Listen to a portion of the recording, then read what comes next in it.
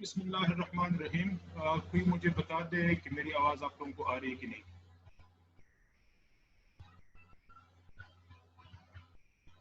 Anybody में please confirm कि आवाज़ आप लोगों को आ रही है। आवाज सर बिल्कुल स्लो स्लो आ रही है आपकी। चलो अभी देख लेते हैं सर। अब ठीक है सर।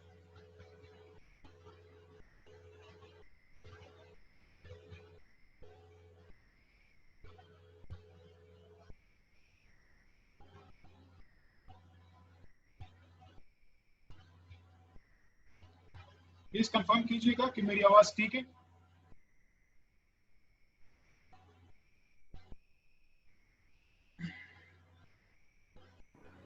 यस सर ठीक है जी, मैं तो रास्ते में हूँ, कभी सिग्नल होता है कभी नहीं होता, लेकिन आवाज आपकी आ रही है।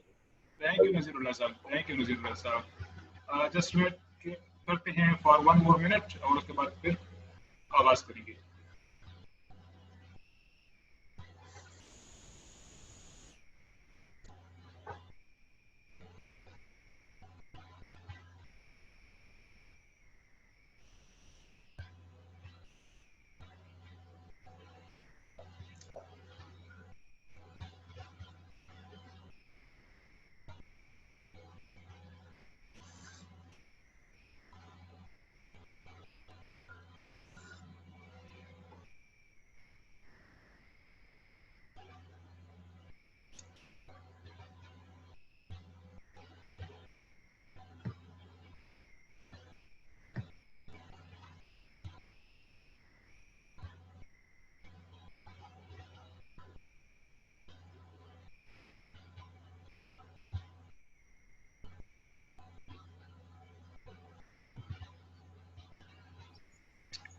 Bismillahirrahmanirrahim. I think we have enough participants, so let's start the session. Welcome to day 2, and today we are going to discuss National Curriculum of Pakistan 2006. इसको NC 2006 भी कहते हैं। आज इसको डिटेल के साथ देखेंगे और जो करिकुलम फ्रेमवर्क के लफ्ज़ आप लोगों ने सुना होगा या करिकुलम इम्प्लीमेंटेशन फ्रेमवर्क, सो ये भी देखेंगे कि ये है क्या। रियल डॉक्यूमेंट को देखेंगे, चाहे वो CIF का हो, करिकुलम इम्प्लीमेंटेशन फ्रेमवर्क का, और चाहे NC 2006 का। मेन जो ऑब्जेक्टिव्स हैं आज के दिन के लिए, that is I request, okay आवाज का इशू है, let me check it. Okay, now hopefully it will be clear to you people. आज के दिन के जो ऑब्जेक्टिव्स हैं, that is to understand structure of NC 2006, national curriculum 2006 है तो इसके स्ट्रक्चर को देखेंगे। फिर different elements of national curriculum 2006 जिनको कॉम्पिटेंसीज कहते हैं, SLOs, बेंचमार्क्स और स्टैंडर्ड्स। ये अल्फाज आप लोगों ने सुने होंगे, कॉम्पिटेंसीज, SLOs, बेंचमार्क्स, स्टैंडर्ड्स। आज इनको समझने की कोशिश करेंगे कि ये है क्या, और आखिर में करिकुलम फ्रेमवर्क या करिकुलम इम्प्लीमेंटेशन फ्रेमवर्क को देखेंगे।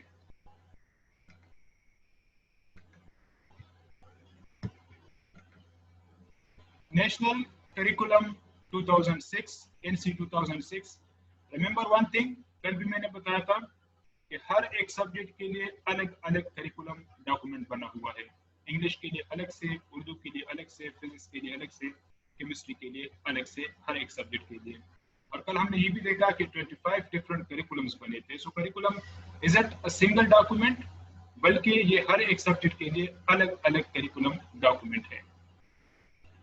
करिकुलम के अंदर पाकिस्तान के अंदर जो अभी तक फंक्शनल या इम्प्लीमेंटेड है, that is national curriculum 2006।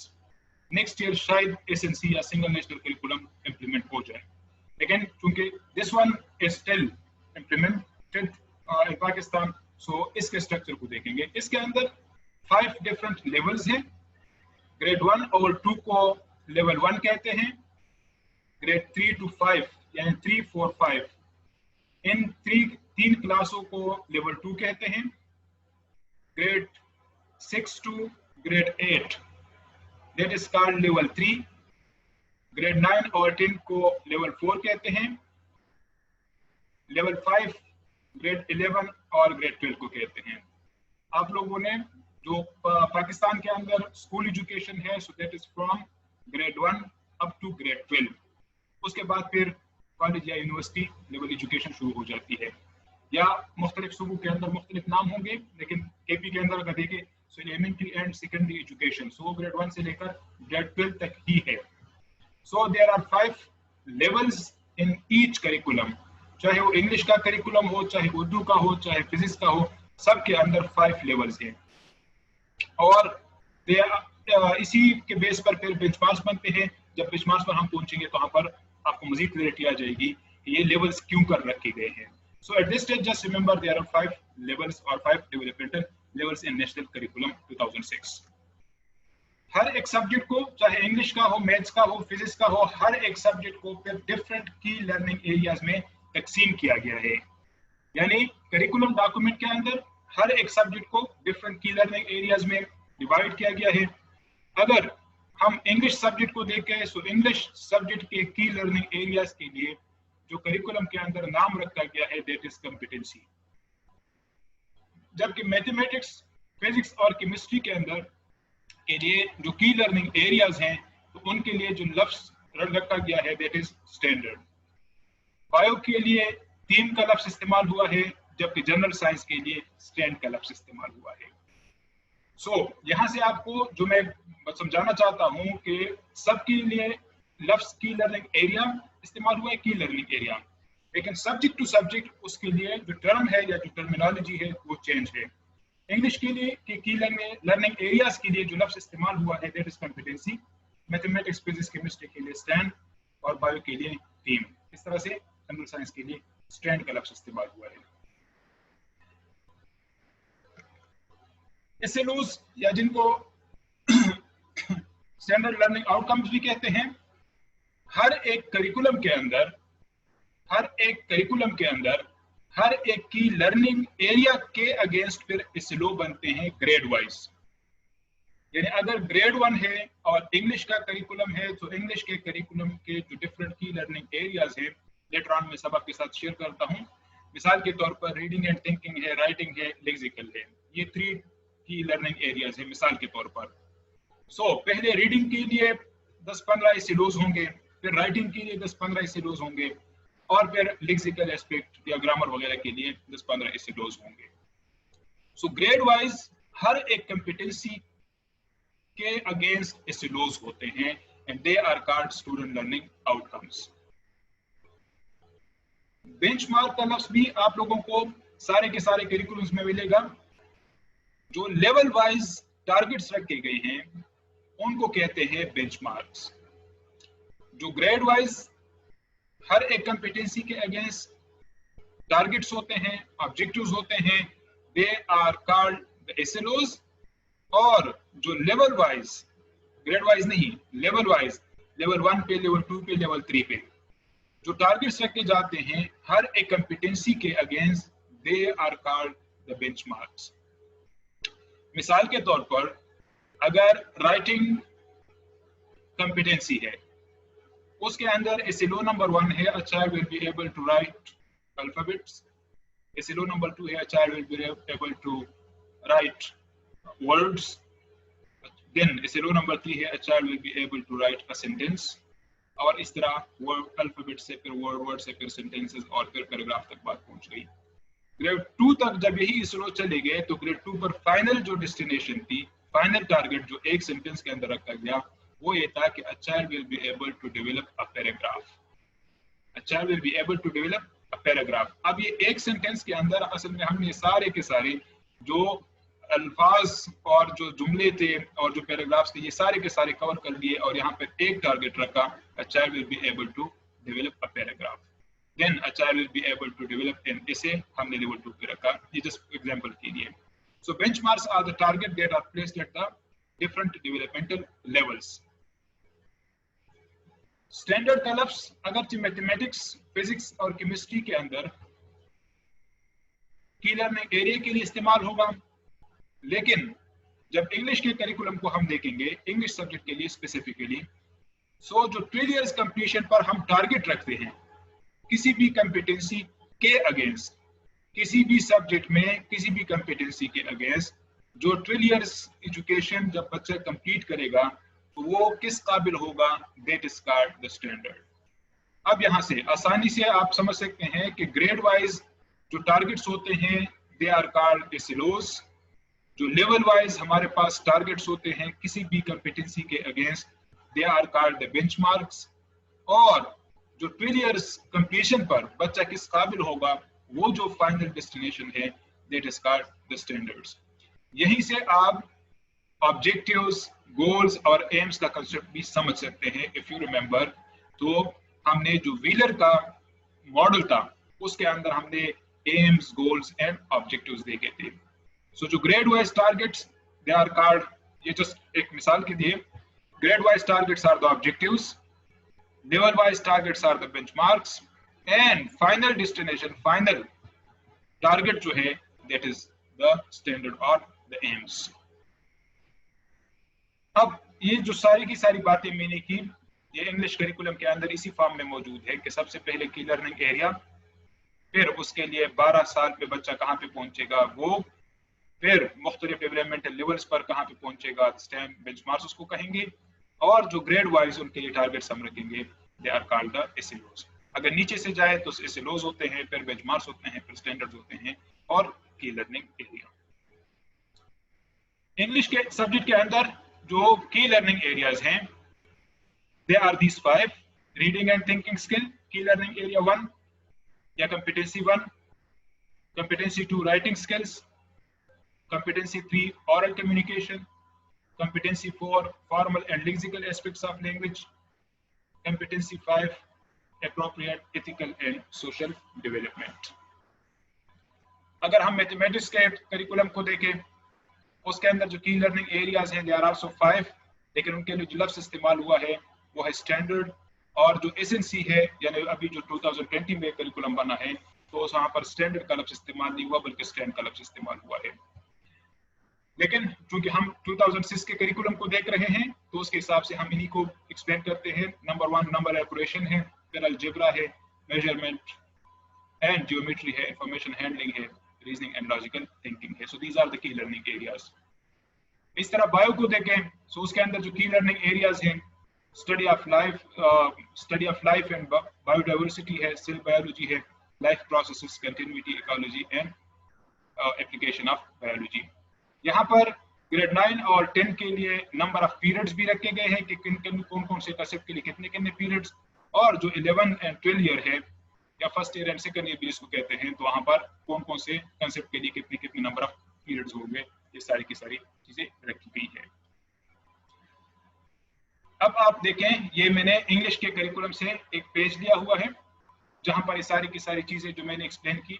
If you look at this page, यहाँ पर कंपिटेंसी है formal and lexical aspects of the language, उसके लिए स्टैंडर्ड स्टेटेड ओवर हियर, फिर उसके लिए बेंचमार्क में स्टेटेड ओवर हियर, और यहाँ पर एसिलोस दिए गए हैं।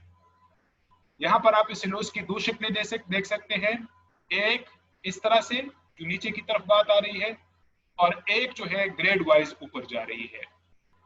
जो किसी भी ग्रेड के अंदर, आई नीड योर अटेंशन, किसी भी ग्रेड के अंदर जो कनेक्टिविटी होती है एसिलोस या लर्निंग आउटकम्स के बीच में, that is called horizontal alignment of the SLOs, horizontal alignment of the SLOs. लेकिन ग्रेड टू ग्रेड जो कंटिन्यूटी होती है, जो लिंकेजेस होते हैं, that is called vertical alignment in the curriculum.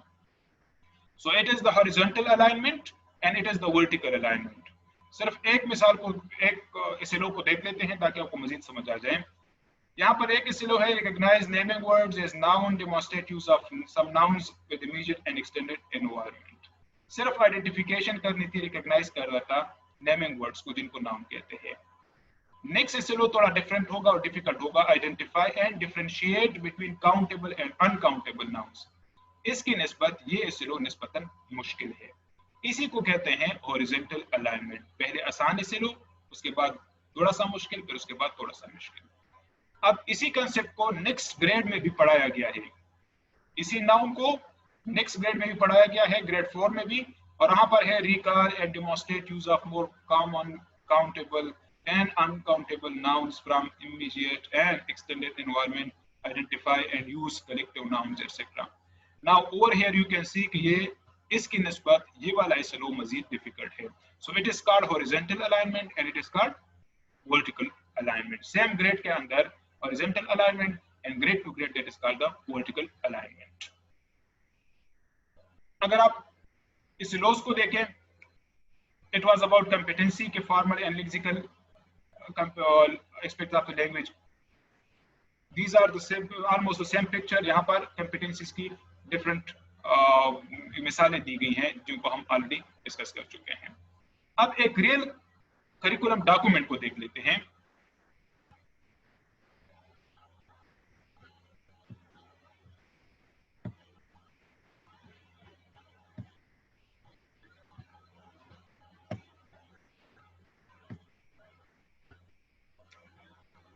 Now here you can see the English national curriculum for English. ये जो मैंने बातें की इसके अंदर सिलोज होते हैं, बेंचमार्क्स होते हैं, वगैरह वगैरह, ये कैसे होते हैं.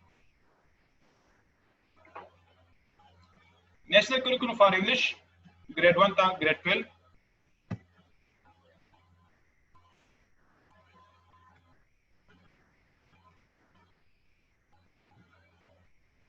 Now here you can see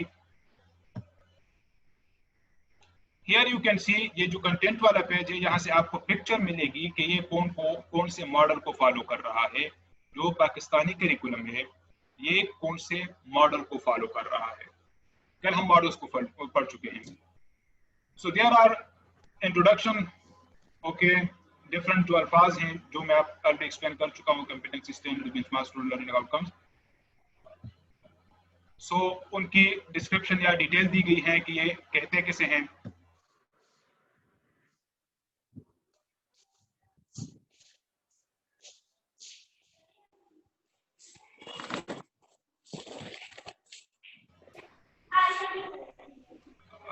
kindly अपने माइक्स जो है you are requested. Okay, thank you. Repeating, कल जो हमने मुख्तलिफ मॉडल्स पढ़े थे, सो उस मॉडल्स को ज़हन में रखें. So these are the objectives, student learning outcomes. These are the teaching methodologies. It's the assessment और you can say evaluation over here. अगर असेसमेंट इवैल्यूएशन में फर्क होता है, लेकिन it should be considered as evaluation in that context. And it is about the contents, how content will be developed, and then teacher training. So जो models हमने पढ़े थे, it's a home task for you people कि आप लोग इस curriculum के इस पेज को देखकर कल आपने मुझे बताना है कि ये कौन से मॉडल को फॉलो कर रहा है. आया टाइलर वाला है, आया टाबा वाला है, या व्हीलर वाला है, या किर वाला है. Let's come back to this one now. So English के करिकुलम के अंदर SLOs दिए गए हैं, देन टेक्स्ट टाइप्स दिए गए हैं, क्लासरूम मेथोडोलॉजी किस तरह से होगी, टीचिंग किस तरह से होगी, असेसमेंट के लिए क्या तरीकाकार होगा, टेक्स्ट बुक किस तरह से डेवलप होंगे, और टीचर ट्रेनिंग किस तरह से होगी. All these details are given in the national curriculum for English. इसी तरह से तमाम के तमाम सब्जेक्ट्स में ये चीजें दी गई है. मैथमेटिक्स के सब्जेक्ट को भी हम देखेंगे मिसाल के लिए. Now these are the key learning areas of the English: reading and thinking, writing skills, oral communication, formal and lexical, appropriate social and ethical development, जो already मैं slide में display कर चुका हूँ. There, these are the developmental levels जिनका मैंने जिक्र किया. जिस तरह के पियाजे की थ्योरी को जो बाद में हम पढ़ेंगे, वहाँ पर मुख्तलिफ cognitive levels हैं. So these are the developmental levels कि बच्चा इस स्टेज पर क्या क्या चीजें पढ़ सकता है. And there are 5 developmental levels, as we have already discussed. And 1 to level 1, then 2, then 3, then 4, then 5. I think now levels is clear to you people. Where SLOs, competencies वगैरह की description दी गई है कि ये कहते कैसे हैं. It was displayed over there to you people. Okay, in this document, C stand for competency, S stand for standard, BM stand for benchmarks. So जहां पर C का लफ्ज हो so that will it will mean competency, जहां पर S हो तो standard, जहां पे BM हो तो it will mean benchmarks. So these are the key learning areas. सबसे पहले की लर्निंग एरियाज की आइडेंटिफिकेशन की जाती है, उसके बाद उनके लिए बेंचमार्क्स रखे जाते हैं. These are the benchmarks. अगर की लर्निंग एरिया नंबर 1 था रीडिंग एंड थिंकिंग तो उसके लिए benchmark 1, benchmark 2, benchmark 3 and these are the benchmarks. अगर सिर्फ एक एग्जांपल को हम देख ले सिर्फ समझने के लिए, ग्रेड 1 और 2 पे भी जो बेंचमार्क था रीडिंग एंड थिंकिंग के अगेंस्ट, तो वो ये था कि use reading readiness strategies, recognise words and sentences as meaningful units of expression, बच्चा इस काबिल होगा. लेकिन जो लेवल 2 है तो वहां पर identify digraph, silent letter, inflections etcetera etcetera. इस तरह हम आगे बढ़ते जाएंगे तो बेंचमार्क्स मुश्किल होते चले जाएंगे. इस तरह जिस तरह की रीडिंग एंड थिंकिंग के लिए बेंचमार्क्स दिए गए हैं, इस तरह से हर एक कंपीटेंसी के लिए बेंचमार्क्स दिए गए हैं. रीडिंग एंड थिंकिंग के लिए है, देन फिर राइटिंग के लिए है, as I told you people, और these are the benchmarks. And you can see over here it is also the vertical alignment of the benchmarks also. These are all benchmarks and standards. और यहाँ से इसे loss शुरू हो जाते हैं. Student learning outcomes. Section 3 student learning outcomes. It is grade 1, it is grade 2.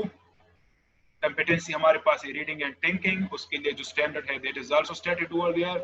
Benchmark level 1 के लिए that is also stated over there. और ग्रेड 1 में कौन कौन से एसएलओस बच्चा कवर करेगा वो भी दिए गए हैं, और ग्रेड 2 में क्या क्या कवर करेगा वो भी दिए गए हैं. रिमेंबर वन थिंग कि एसएलओस के जो अल्फाज होते हैं they always begin with verbs. Repeating, SLOs के की जो स्टेटमेंट होती है सो वो हमेशा वर्ब से शुरू होती है. अब इन सब की तरफ देखें, hold, open and turn. So hold, understand, recognise, articulate, identify, read. All these things are verbs जिनको command verbs या command words भी कहते हैं, और यही अल्फाज ब्लूम टेक्सोनॉमी के डिफरेंट कॉग्निटिव लेवल को भी रिप्रेजेंट करते हैं. कल जब ब्लूम टेक्सोनॉमी की बात होगी वहां पे फिर मजीद देखेंगे कि एसएलओस किस तरह से डेवलप होते हैं on the basis of Bloom taxonomy. इन सब के अलावा इजाफी बातें जो करिकुलम के अंदर होती हैं वो मैं आप लोगों के साथ शेयर कर लूंगा.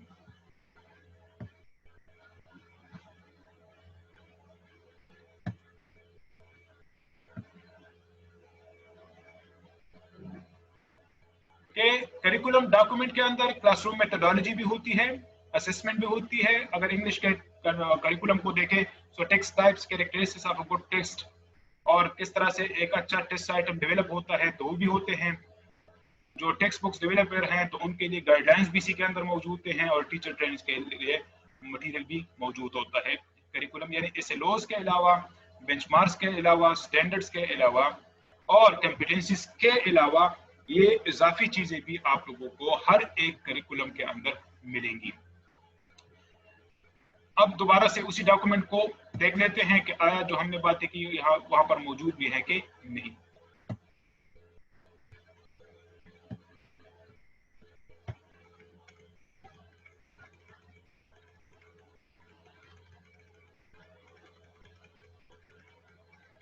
ये मैं इनके पिक्चर्स देकर भी आप लोगों के साथ शेयर कर सकता था, लेकिन उसका इतना अच्छा इम्पैक्ट ना होता क्योंकि फिर आप ढूंढते कि ये पता नहीं ये पेजेस कहाँ से लिए गए हैं. So it's the real document जो मैं आप लोगों के सामने डिस्प्ले कर रहा हूँ. इसके अंदर सारी की सारी चीजें मौजूद हैं. नाउ टेक्स्ट टाइप्स, थीम्स, सब थीम्स भी इसके अंदर मौजूद हैं. क्लासरूम मेथोडोलॉजी जिसका मैंने जिक्र किया, किस तरह से पढ़ाना है, तो methodology is also over there. इसमें कंप्लीट एक चैप्टर है. फिर असेसमेंट पे कंप्लीट एक चैप्टर है. देन टेक्स्ट बुक्स किस तरह से डेवलप करेंगे, मुख्तलिफ प्रोसेसेस इसके अंदर दिए गए हैं. एंड जो टीचर ट्रेनिंग है उस पर भी एक कंप्लीट चैप्टर मौजूद है. Now look at the mathematics curriculum के, उसके अंदर ही सारी की सारी चीजें किस तरह से लिस्टेड हैं. ये मैथमेटिक्स का करिकुलम है.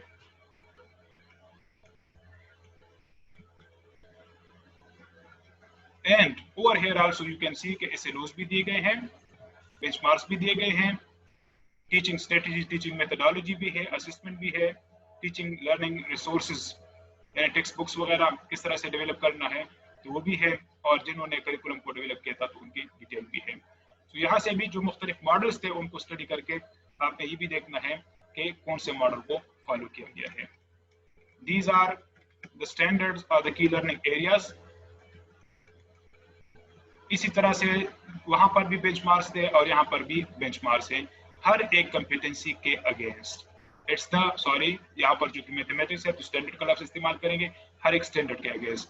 अगर नंबर एंड ऑपरेशन स्टैंडर्ड है तो उसके लिए यहाँ पर एक benchmark grade 1 2 level, level 1, level 2, level 3, level 4 and level 5 पे। अलजेब्रा है तो उसके लिए स्टैंडर्ड्स भी दिए गए हैं एज वेल एज बेंचमार्क्स भी दिए गए हैं। Standard bit over here means उसकी डिस्क्रिप्शन दी गई है। And these are the SLOs। Whole number का कंसेप्ट है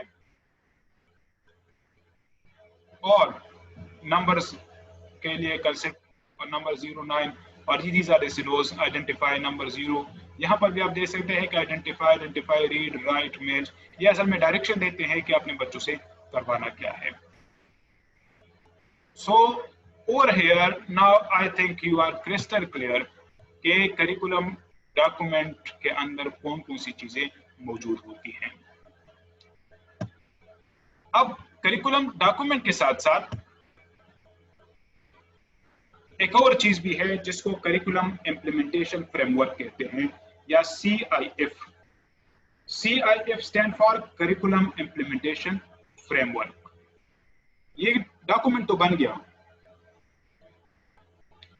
डॉक्यूमेंट के अंदर लिखा था कि टेक्स्ट बुक्स डेवलप होंगी, डॉक्यूमेंट के अंदर लिखा था कि टीचर ट्रेनिंग्स होंगी, डॉक्यूमेंट के अंदर लिखा था कि असेसमेंट होगी, यानी मुख्तलिफ गाइडलाइंस तो दिए गए थे कि होगी और किस तरह से होगी। लेकिन अब ये करेगा कौन? I need your attention for this point.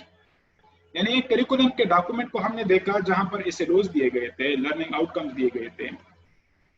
इसके अलावा हमने देखा कि टीचिंग मेथोडोलॉजी के मुतालिक बात थी कि टीचर को ने पढ़ाना किस तरह से है, कौन कौन से मेथड्स का इस्तेमाल करेंगे।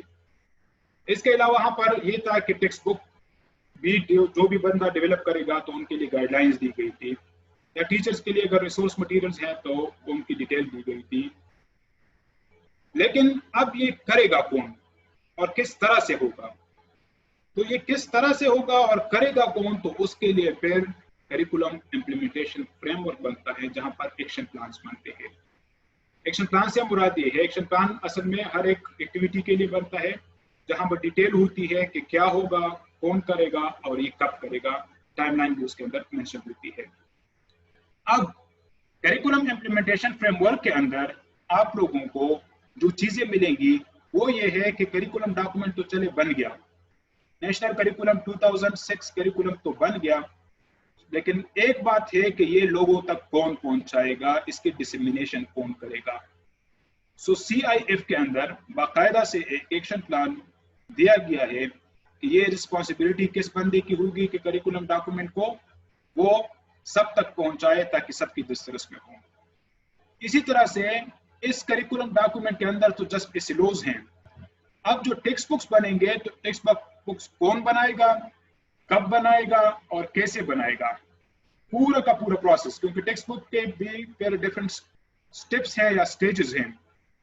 मिसाल के तौर पर सबसे पहले एक डेवलप रफ सा या ड्राफ्ट बनता है टेक्स्ट बुक्स का, फिर रिव्यू होता है, रिव्यू के बाद फिर फाइनल अप्रूवल होती है, फाइनल अप्रूवल के बाद फिर उसकी प्रिंटिंग होती है, प्रिंटिंग के बाद फिर उसकी डिसेमिनेशन होती है। इस तरह टीचर रिसोर्स मटेरियल वगैरह है। सो ये सारी की सारी चीजें ये कौन करेगा, कब करेगा, कैसे करेगा, इसके लिए जो डॉक्यूमेंट इजाफी बनता है करिकुलम के डॉक्यूमेंट के साथ साथ, that is called curriculum implementation framework. अब देख लेते हैं एक दो करिकुलम इम्प्लीमेंटेशन फ्रेमवर्क को कि ये किस तरह से बनते हैं और आया ये रियल में एग्जिस्ट भी करते हैं कि नहीं। It's Sen curriculum implementation framework. Sen के अंदर जो करिकुलम को इम्प्लीमेंट किया जाएगा तो उसके लिए जो फ्रेमवर्क बना है इट इज डिस्प्लेड। नाउ इसके अंदर क्या क्या चीजें मौजूद हैं? डिसेमिनेशन, ये dissemination means distribution of the curriculum document, development of textual material, teacher education, teacher training, इससे मुराद ले असेसमेंट किस तरह से होगी और फीडबैक हमें किस तरह से मिलेगा इस डॉक्यूमेंट के मुतालिक। इसका स्ट्रक्चर किस तरह से बना होता है? It is like this one. These are the same things जो कंटेंट पेज में था, dissemination, material development, teacher education, assessment वगैरह। जो हमारे कंसर्न की चीज है it is this one.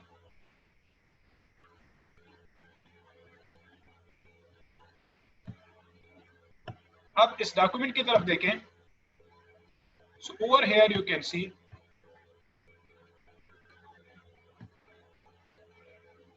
It's an action plan.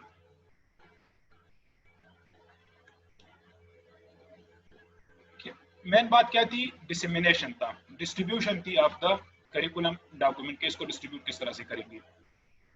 यहाँ पर है कि develop communication, coordination, plan, strategies for curriculum implementation.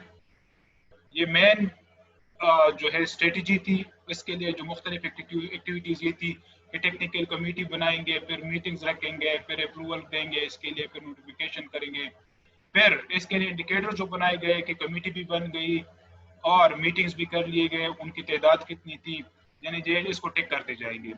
फिर कहाँ से हमें पता चलेगा कि आया मीटिंग्स हो गई कि नहीं, कहाँ से पता चलेगा कि अप्रूवल आ गई कि नहीं, कहाँ से पता चलेगा कि नोटिफिकेशन हो गई कि नहीं। सो बाकायदा डेटा सोर्स मेंशन किया गया है कि टेक्निकल वर्किंग ग्रुप को नोटिफाई किया जाएगा, फिर स्ट्रेटेजी के रिकॉर्ड नोट्स रखे जाएंगे, फिर अप्रूवल लेटर आ जाएगा, फिर नोटिफिकेशन और डिस्ट्रीब्यूशन और BCEWs की ये जिम्मेदारी होगी। कब तक करेगा? 30 डेज के अंदर करेगा। इसकी मीटिंग वंस होगी। कौन लीड करेगा? ENLD करेगा। पार्टनर इसके साथ RSU वगैरह होंगे, रिसोर्सेज वगैरह वगैरह।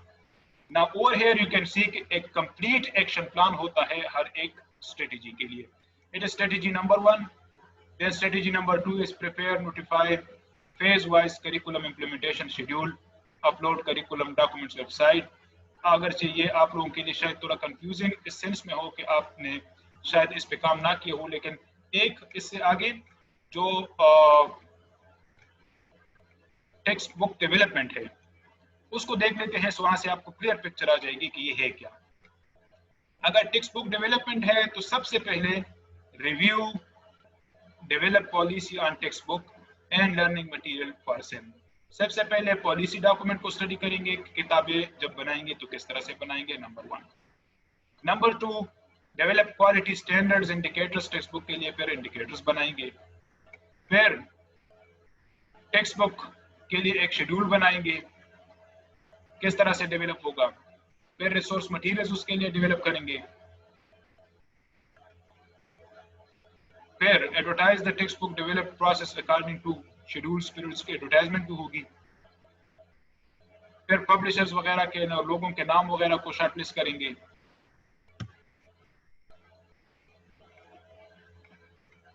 फिर ओरिएंटेशन सेशंस लोगों की होंगी जिनको हम शॉर्टलिस्ट करेंगे।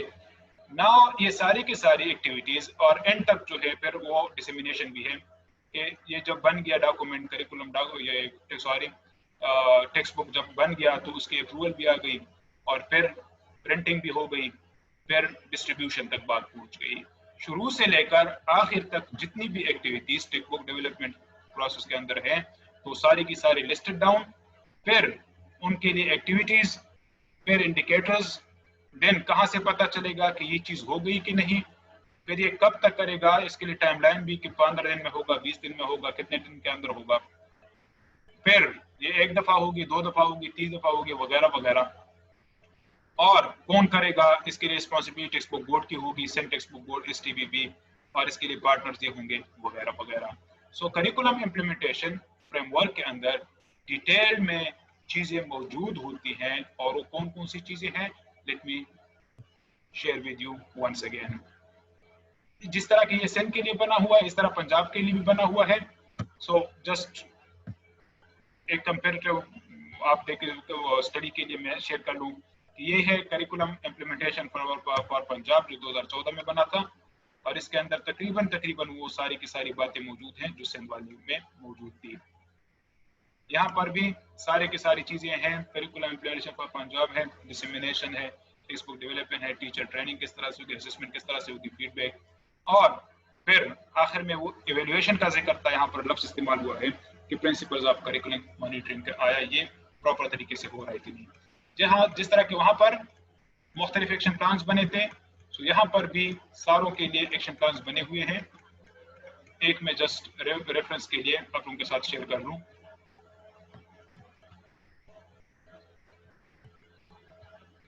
Over here you can see कि अगर